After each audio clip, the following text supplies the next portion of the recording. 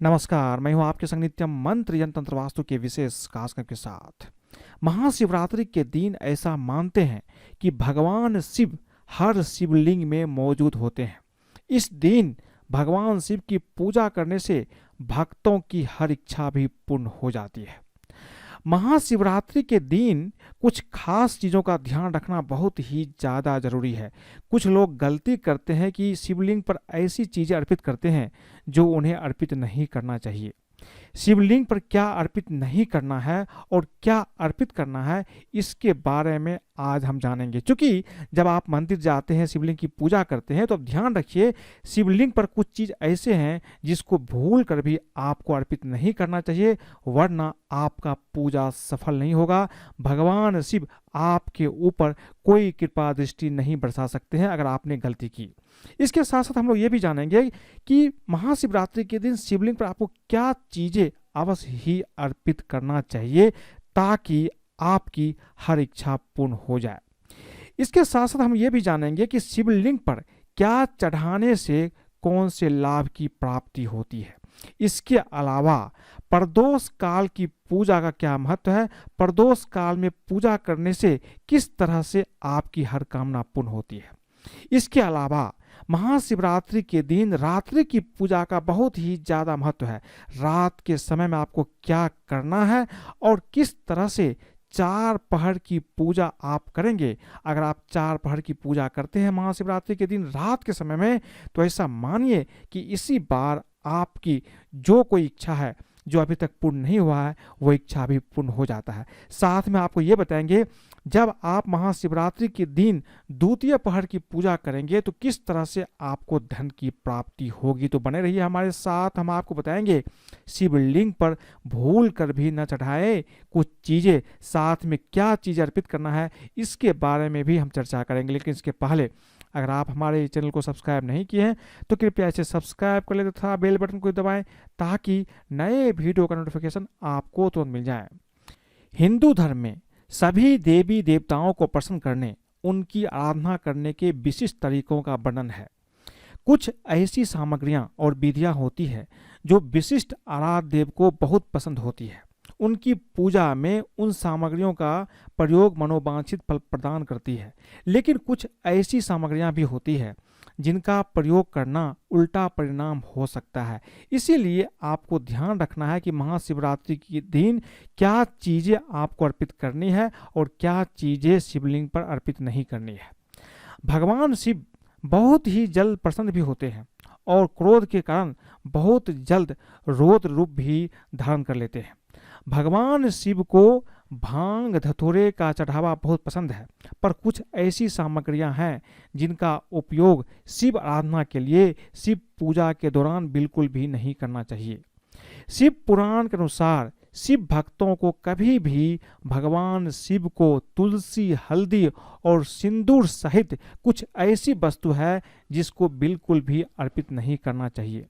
सबसे पहली चीज हम आपको ये बताते हैं कि महाशिवरात्रि के दिन आपको क्या चीजें बिल्कुल अर्पित नहीं करना है, भूल कर भी नहीं करना है, इसका ध्यान रखिए। पहला चीज है तुलसी का पत्ता। तुलसी की पत्तियां पूजा में काम आती है, लेकिन भगवान शिव की पूजा के लिए तुलसी का प्रयोग नहीं करना चाहिए। भगवान शिव ने तुलसी के पति असुर जालंधर का वध किया था, इसलिए उन्होंने स्वयं भगवान शिव को अपने अलौकिक और देवीय गुण वाले पत्तों से वंचित कर दिया। जालंधर नाम के असुर को अपनी पत्नी की पतिव्रता और भगवान विष्णु के कवच की वजह से अमर होने का वरदान मिला हुआ था। अमर होने की वजह से वह पूरी दुनिया में आतंक मचा रहा था। ऐसे में उसके वध के लिए भगवान विष्णु और भगवान शिव ने उसे मारने की योजना बनाई। जब वृंदा को अपने पति जालंधर का मृत्यु का पता चला तो वह बहुत दुखी और क्रोधित हो गई। इसी क्रोध में उसने भगवान शिव को श्राप दे दिया कि उनके पूजन में तुलसी का पत्तियां हमेशा ही वर्जित रहेगा। उसी दिन से तुलसी की पत्तियां भगवान शिव को नहीं अर्पित की जाती है, इसलिए तुलसी का पत्ता आप अर्पित न करें। दूसरी चीज है हल्दी। भगवान शिव के पूजा के अलावा लगभग सभी देवी देवताओं को पूजन में हल्दी अर्पित की जाती है, लेकिन भगवान शिव को भूल कर भी हल्दी अर्पित नहीं किया जाना चाहिए। शास्त्रों के अनुसार शिवलिंग पुरुष तत्व का प्रतीक है और हल्दी स्त्रियों से संबंधित है। यही वजह है कि भगवान भोलेनाथ को हल्दी नहीं चढ़ाई जाती है। कहा जाता है कि अगर आप शिव जी की पूजा में हल्दी का प्रयोग करते हैं तो इससे आपकी पूजा निष्फल हो जाती है और आपकी पूजा का फल आपको नहीं मिल पाता है। इसलिए भूल कर भी शिवलिंग पर हल्दी आपको अर्पित नहीं करना चाहिए। अगर आपको हल्दी अर्पित करना ही है तो शिवलिंग पर नहीं करके जो शिवलिंग की वेदी है उस पर आप हल्दी अर्पित कर सकते हैं। इसके अलावा कुमकुम या सिंदूर भी आप शिवलिंग पर अर्पित ना करें। महिलाएं पति की लंबी आयु की कामना के लिए मांग में सिंदूर लगाती है। कुछ लोग इसे भगवान शिव को भी अर्पित करते हैं, जबकि शिव पुराण में ये करने की मनाही है। शिव पुराण में महादेव को विनाशक बताया गया है। यही वजह है कि सिंदूर या कुमकुम से भगवान शिव की पूजा नहीं की जाती है। कभी भी शंख से भगवान शिव या शिवलिंग को आप जल अर्पित ना करें। दैत्य शंखचूड़ के अत्याचारों से देवता परेशान थे। भगवान शंकर ने त्रिशूल से उसका वध किया था और जिसके बाद उसकी शरीर जो है भस्म हो गया और उस भस्म से शंख की उत्पत्ति हुई थी। शिव जी ने शंखचूड़ का वध किया था, इसलिए कभी भी शंख से भगवान शिव को जल अर्पित नहीं करना चाहिए। नारियल का पानी। शिवलिंग पर नारियल अर्पित किया जाता है, लेकिन नारियल का पानी से शिवलिंग का अभिषेक कभी नहीं करना चाहिए। नारियल को माँ लक्ष्मी का स्वरूप माना जाता है, इसलिए इसे शिव जी का अभिषेक बिल्कुल नहीं करना चाहिए। शिवलिंग पर चढ़ाई जाने वाली चीज़ों को ग्रहण करना वर्जित माना गया है, इसलिए भी शिव जी पर नारियल का जल चढ़ाने की मनाही है। केतकी का फूल। पौराणिक कथा के अनुसार केतकी फूल ने ब्रह्मा जी के झूठ में साथ दिया था, जिससे नाराज होकर भगवान भोलेनाथ ने केतकी के फूल को श्राप दिया। शिव जी ने कहा कि शिवलिंग पर कभी भी केतकी के फूल को अर्पित नहीं किया जाएगा। इसी श्राप के बाद से शिव जी को केतकी के फूल अर्पित किया जाना अशुभ माना जाता है, इसलिए कभी भी आप केतकी का फूल अर्पित ना करें। भगवान शिव को केवड़ा नहीं चढ़ाना चाहिए, इससे शिव जी का ध्यान भंग होता है। केवड़ा से अत्यंत सुगंध प्रवाह होती है, जबकि शिव इन चीज़ों से दूरी बनाए रखते हैं, इसलिए शिवलिंग पर केवड़ा अर्पित नहीं करना चाहिए। केवड़े का जल या केवड़ा का फूल भी आप इस पर अर्पित ना करें। भोलेनाथ को लाल रंग के फूल भी आप नहीं चढ़ाइए। भगवान शिव को सफ़ेद रंग के फूल आपको अर्पित करना चाहिए, इससे वो बहुत ही जल्द प्रसन्न हो जाते हैं। लेकिन आप लाल कमल और कनेर का फूल आप अर्पित कर सकते हैं।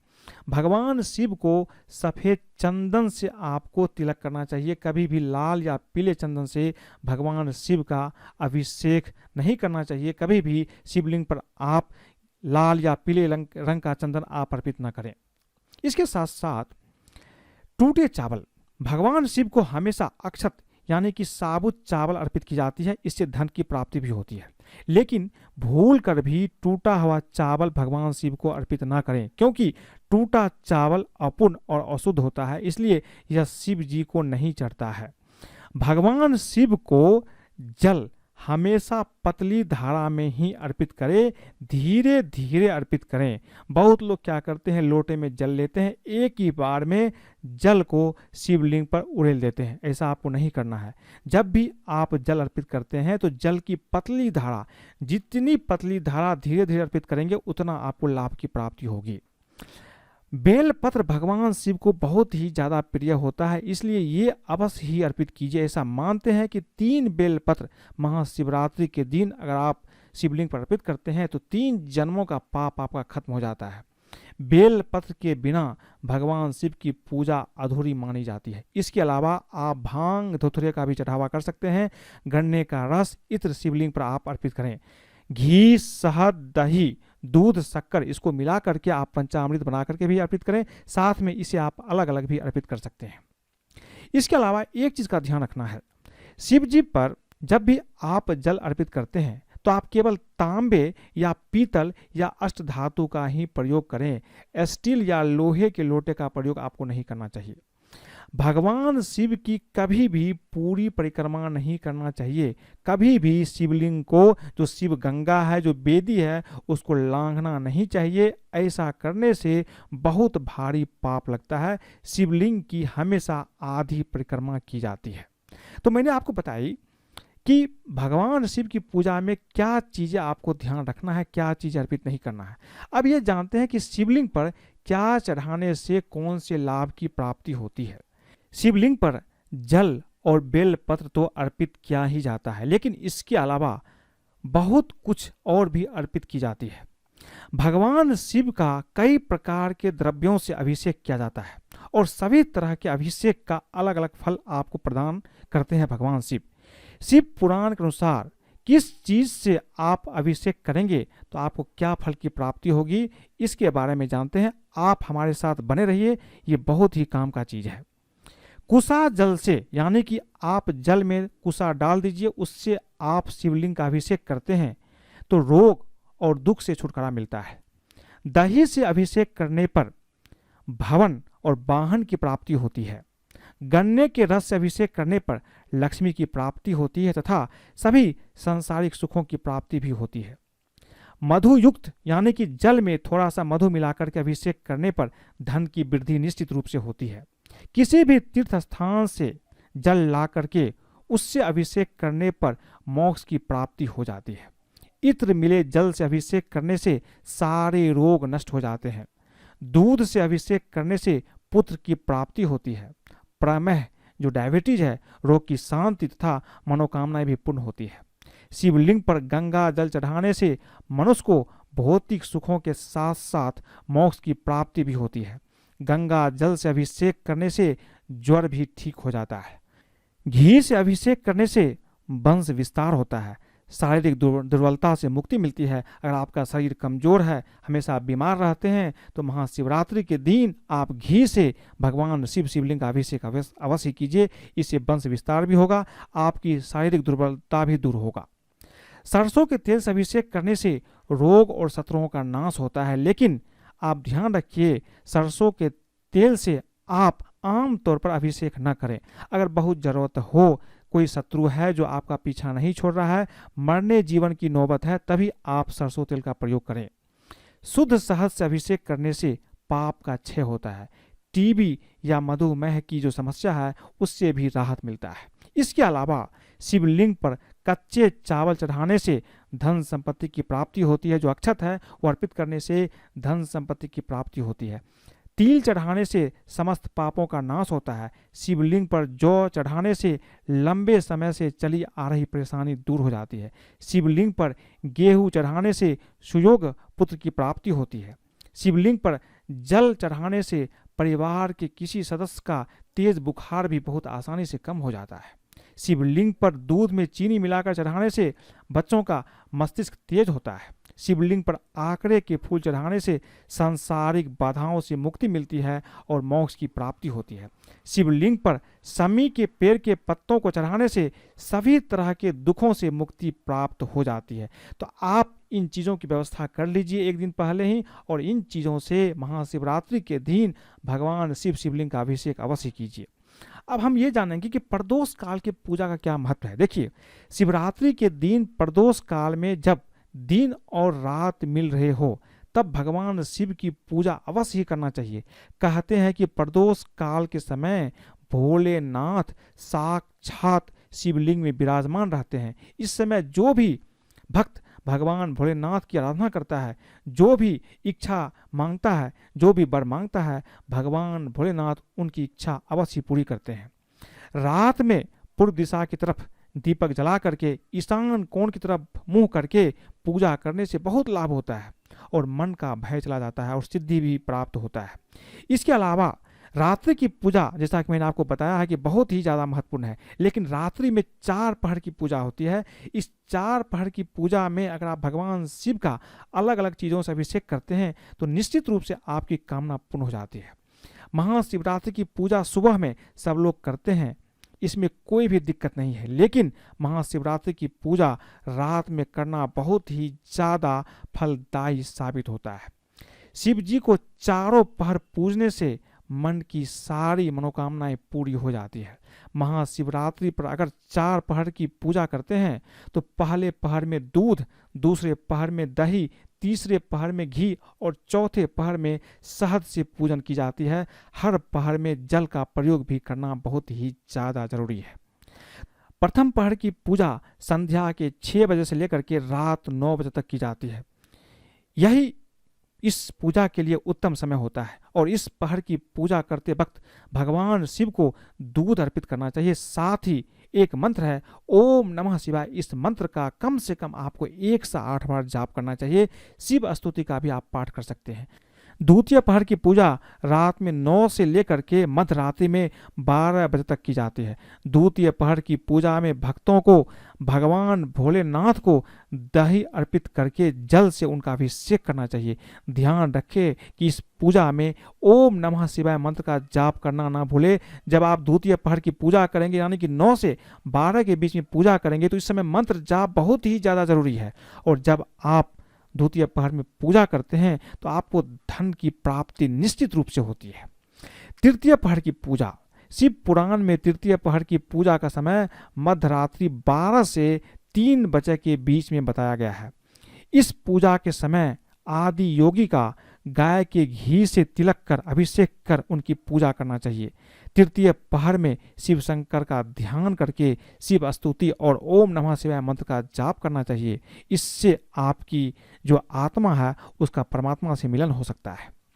चतुर्थ पहर की पूजा यानी कि अंतिम पहर की पूजा ब्रह्म मुहूर्त में की जाती है। इस पूजा का समय होगा 3 बजे से लेकर के सुबह 6 बजे तक।